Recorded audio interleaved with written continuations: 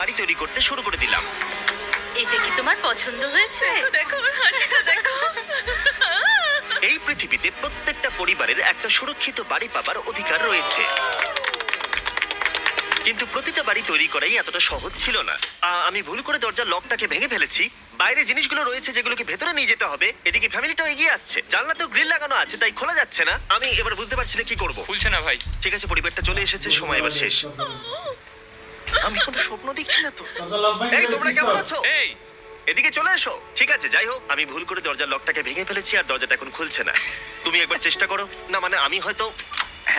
আরে এ কি, তুমি কি করে করলে? এই তো। আমরা কিছুই পারি না। চলো সবাই এগুলো ধরো। সত্যি কথা বলতে আমি তালা খোলার ব্যাপারে অতটা জ্ঞানী নই। তোমরা ভেতরে যেতে চাও? ওরা কিন্তু এখনো পর্যন্ত এখানে কোনো ফার্নিচারই দেখেনি, কিন্তু এখন থেকে তাদের কাছে একটা বাড়ি রয়েছে যেটা তাদেরকে সুরক্ষিত রাখবে। আমরা এটাও শুনেছিলাম তাদের কাছে যাতায়াতের কোনো উপায় ছিল না, আর তাই আরেকটা সারপ্রাইজ, আমরা তোমাদের জন্য একটা ব্র্যান্ড নিউ মোটরসাইকেল এনেছি। এই নাও চাবি। অনেক অনেক ধন্যবাদ। কোনো ব্যাপার নয়। ইয়েস, এখন তোমার কাছে নতুন বাড়ি আছে আর মোটরসাইকেল আছে। আর এই পরিবারটা ছাড়াও আমি লক্ষ্য করেছি যারা বাড়ি পেল তাদের বাড়ি ছাড়াও যাতায়াতের সমস্যাও ছিল, আর আমি এখন সমাধান করবো। হলো এটা।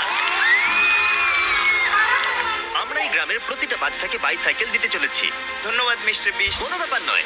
ধন্যবাদ মিস্টার বিস। কলম্বিয়াতে এতগুলো বাড়ি বানানোর পরেও আরেকটা বাড়ি বাকি ছিল যেটা আমরা উপহার দেব। আর শেষ পর্যন্ত 100তম বাড়ি। চোখের কাপড়টা খুলে ফেলো আর তোমাদের নতুন বাড়িটাকে দেখো।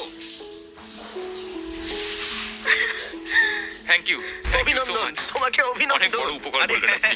যাও ভেতরে গিয়ে দেখো।